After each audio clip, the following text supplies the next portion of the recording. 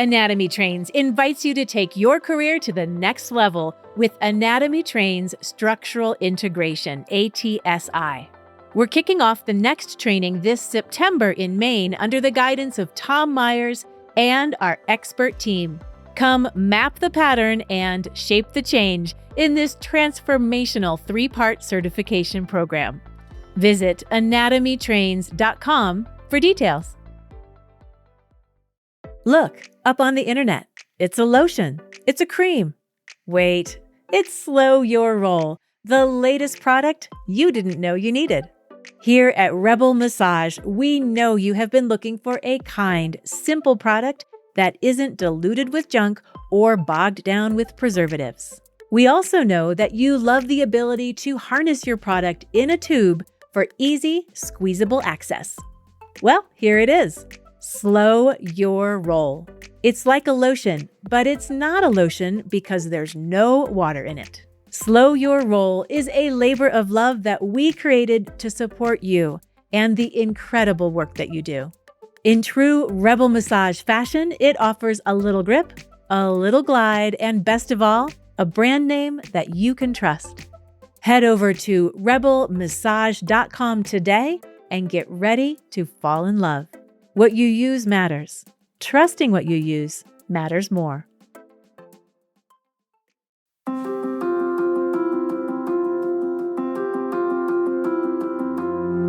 Here is a fun fact I never could have predicted. I have been a massage therapist for 25 years. I thought 25 years ago that massage would be a launch pad for me, that I would go on to become an OT or a PT or some other degree that would have put me in a lot of debt. But then again, 25 years ago, I never could have predicted cell phones and YouTube and the shift away from the notion that schools and degrees and climbing ladders was the only way to get ahead. I didn't know I was going to teach. I had no idea I would be making videos, much less call myself a content creator. And I absolutely could never have imagined a world in which I make and sell products. But that's life for you, isn't it? We just never know.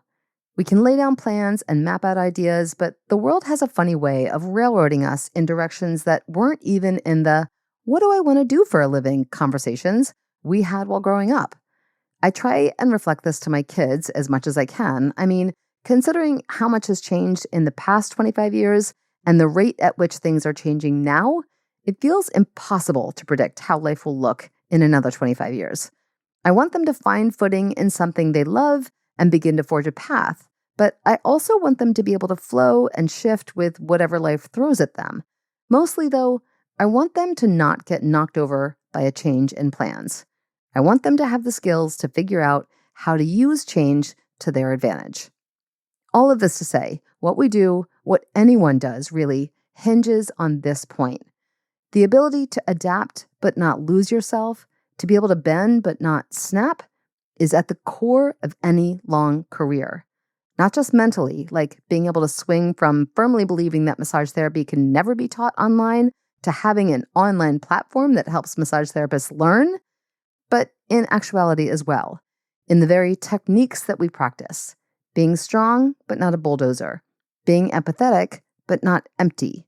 This is the exact definition of deep tissue therapy.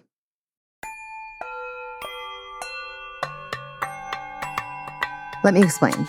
One of my earlier jobs as a massage therapist was at a relatively high-end spa in Santa Monica.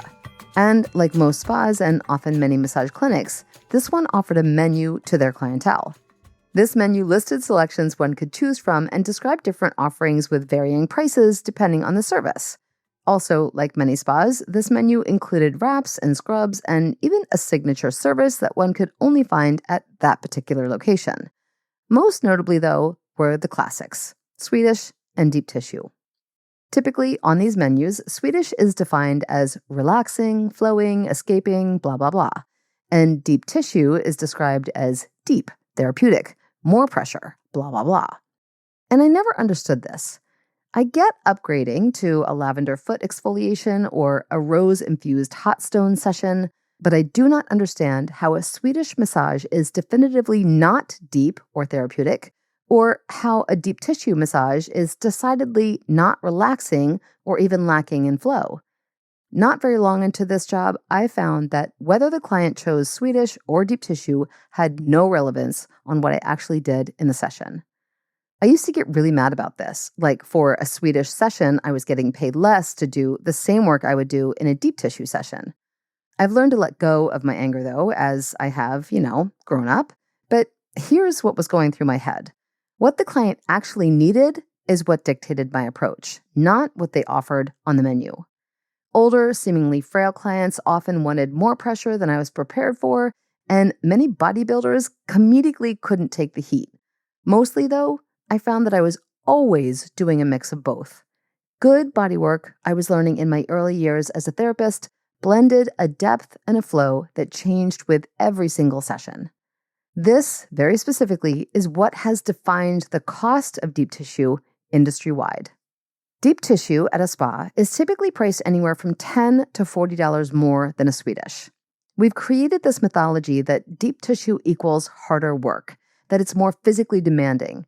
And while therapeutic work does require knowledge and precision, the idea that it's worth more because the therapist has to physically work harder is entirely misleading. Placing value on the work we do has so many layers. Breaking ourselves, though, doesn't have value and doesn't equate to healing. I know countless therapists who have burned out their thumbs, wrecked their wrists, or developed chronic pain issues in their own bodies because they believed that deep tissue meant maximum pressure all the time for everyone. For a while there, I was one of them. I was literally breaking myself trying to live up to this standard that equates therapeutic value with how much it hurts, both for the client and for myself. I remember placing both of my feet on the wall behind me and sinking into the glutes or the QL for clients who were psyched to be getting a little abuse. And I would feel so proud of my sore wrists and aching muscles at the end of the day. But I was missing the point entirely. Deep tissue isn't about depth of pressure. It's about accessing the deeper layers of dysfunction, and there are a handful of strategic ways to accomplish this without turning ourselves into human jackhammers. Plantar fasciitis, for example. This is a classic example of a chronic pain issue that many body workers approach with aggression, believing it to be the end-all, be-all. And truthfully, that approach can offer some temporary relief, but it's missing the bigger picture. Plantar fasciitis is not the problem. It's the victim. It's being pulled and stressed by dysfunction happening way up the chain. Tight calves, restricted posterior chain, hip imbalances, even thoracic spine issues. The plantar fascia is just doing its job, trying to stabilize a system that's out of whack and getting exhausted by it. So we can dig into the bottom of the foot all day long, and yes, we might get some short-term relief by temporarily loosening the structures of the foot and disrupting the pain signals. But if we don't address the root of the issue, we are really just playing a therapeutic game of whack-a-mole. And P.S. and by the way, by forcing the issue, we are compounding the stress loads on our own interphalangeal joints, our carpal complexes, our elbows, our shoulders, and right up the chain. This is not what deep work is about. True therapeutic intervention for plantar fasciitis or any chronic dysfunction takes a look at the whole picture. There is a delicate dance between fine-tuning the specifics and repeatedly pulling back to connect the physiological dots.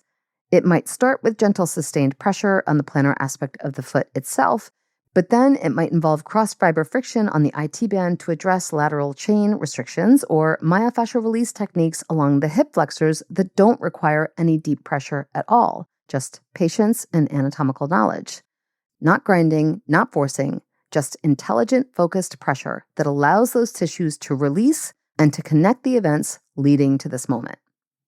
In my 25 years, I keep learning how to resolve more chronic pain cases with what clients might consider medium pressure techniques than I ever did with brute force. At the beginning of my career, I was so focused on isolating the parts that identified the diagnosis. It's like when we were kids, we see everything. We absorb it all and stay open to learning on how it all connects. Then, when we grow older, we become more fascinated in this or that and dive deep into understanding it more thoroughly, perhaps even specializing in something. But then we lose the ability to see how those bits and pieces of that part connects to the bigger picture. Nothing exists in a vacuum, especially when it comes to human anatomy.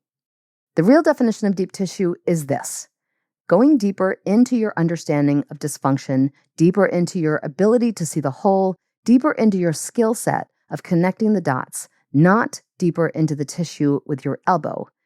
It's about having the ability to read the body, listen to the client, identify the actual source of the problems, and apply the most appropriate techniques, whether that's deep sustained pressure, light fascial work, or something in between.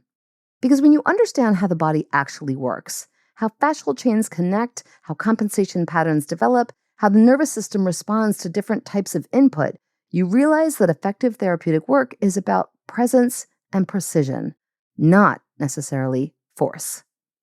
And ultimately, adaptability is where this all comes together. There is no one ultimate approach. Defaulting to maximum pressure because the client booked quote unquote deep tissue is perpetuating a belief that is not productive for anyone. It's assessment, then adaptation, then responding to what the system is requiring in real time. Sometimes plantar fasciitis needs a firm opening of the entire foot. Sometimes it demands steady pressure on a stubborn trigger point. Sometimes it's asking for gentle traction to decompress restricted joints. And sometimes it's about education into movement patterns more than it is about any hands-on work at all. Mostly, though, I have found significant success with the polar opposite approach to digging. Passively softening the foot, guiding it into flexion of the toes and plantar flexion of the ankle with a broad positional release hold, followed by slow, broad strokes down the calf, through the Achilles tendon, and into the calcaneus has garnered more long-term relief than I ever could have predicted when I was a newbie. Being adaptable in each session is not just for the benefit of the client. When we stop trying to muscle through every session, when we learn to work with the body instead of against it, when we understand that therapeutic effectiveness isn't measured by how exhausted you are at the end of the day, that's when massage becomes sustainable. That's when you can have a 25-year-long career without destroying your own body in the process. The real price of the deep tissue equals deep pressure myth isn't just the extra money clients pay or the physical toll on therapists. It's the fact that we're not getting the results we could be getting. We're creating this cycle where clients think they need more and more pressure to feel like they're getting therapeutic benefits. And therapists think they have to provide that pressure to justify their expertise. Meanwhile, the actual dysfunction, the compensation patterns, the fascial restrictions, the movement limitations, goes under-addressed. Look, I'm not saying deep work never has its place. Some tissues, some dysfunctions, some clients do respond well to digging with skill and intention. But that's just one tool in the toolbox, and it's certainly not the definition of deep therapeutic work. The future of massage therapy, the path to making this a respected, sustainable, effective healing profession, isn't about training therapists to push harder. It's about elevating therapists to think deeper, assess better, and match their intervention to what the tissue and the person actually wants, rather than what the spa menu promises or that old patterns habituate. So, next time you're working with someone with plantar fasciitis or any chronic dysfunction for that matter, remember this. The deepest work you can do isn't about how far you can sink into the tissue. It's about how deeply you can understand what's really going on and how precisely you can address it. That's the kind of deep tissue work that changes lives, both for your clients and for your own career longevity. Because at the end of the day, being able to adapt your approach, read the tissue, and provide exactly what's needed, that's not just the definition of good deep tissue work. That's the definition of being a professional who can bend without breaking, who can evolve without losing their way, and who can build a career that lasts.